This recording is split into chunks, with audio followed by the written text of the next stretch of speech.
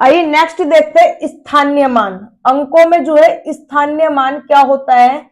स्थानीय मान को बोलते हैं हम प्लेस वैल्यू। क्या बोलते हैं? Place value. कोई भी हमें जो है एक बड़ा सा नंबर दिया जाएगा, उसमें पूछा जाएगा कि इसका स्थानीय मान क्या है। देखिए जैसे कि मैं लिखती हूँ 2 3 4 5 6 8 और 4 का जो है हमसे स्थानीय मान पूछा है, इसका जो है हमसे क्या पूछा है? स्थानीय मान पूछा है।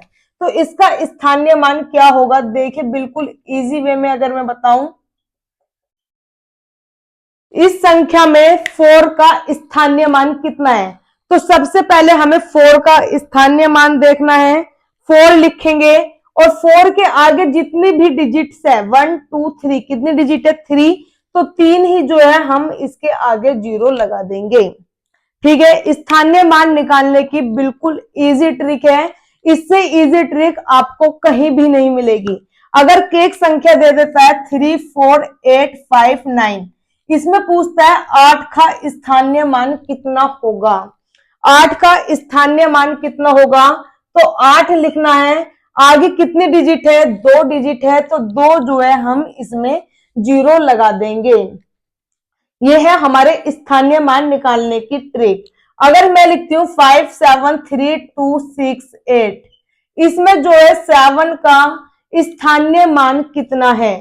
7 का स्थानीय मान 7 है और आगे कितने हैं? 4 डिजिट है, 4 जो है हम इसमें 0 लगा देंगे। हमसे यहां से स्थानीय मान भी पूछ लेता है, या हमसे देखो क्वेश्चन किस तरह से जो है यहाँ पे पूछे जाते हैं। जैसे कि लिखा है 5 7 3 2 4 7 8, ये हमें संख्या दी है।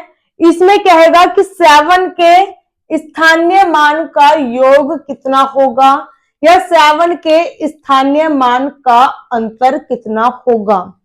7 2 बार दिया है, 7 के स्थानीय मान का योग कितना होगा, या 7 के स्थानीय मान का अंतर कितना होगा। दोनों संख्याओं का स्थानीय मान देखेंगे, दोनों जो 7 है दोनों का जो है हम स्थानीय मान देखेंगे। देखिए अगर मैं योग की बात करती हूँ, क्वेश्चन जैसे हमसे पूछे जाते हैं स्थानीय मान में योग, तो 7 आगे कितनी है? 5 0, क्योंकि 5 इसके आगे जो है डिजिट लिखी हुई है।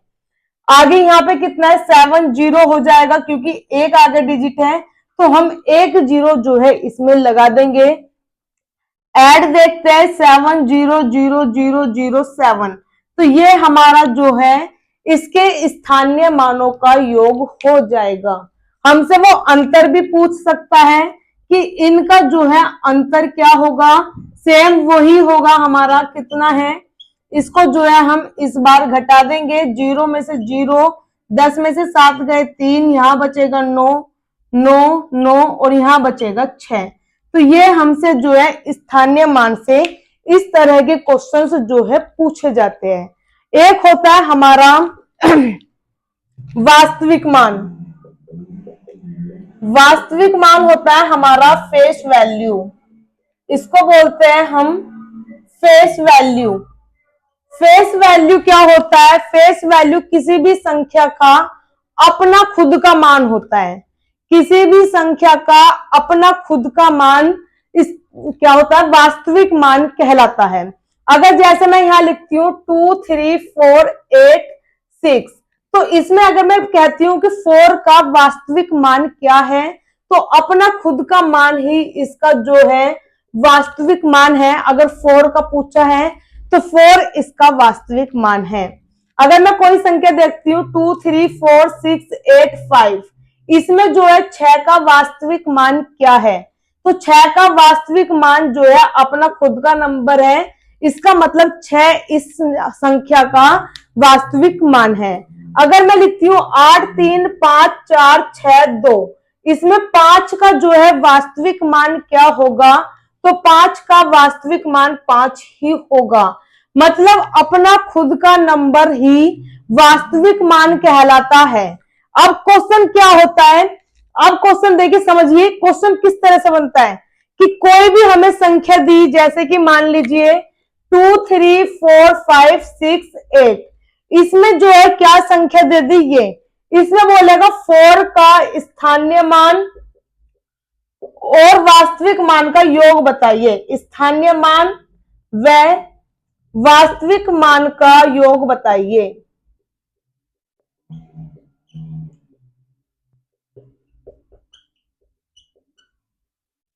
तो देखिए इसका स्थानीय मान जैसे कि मैंने अभी बताया 4 लिखेंगे, आगे कितनी जीरो लगा देंगे 3, क्योंकि 3 जो है डिजिट है, ये क्या है हमारा इसका स्थानीय मान है।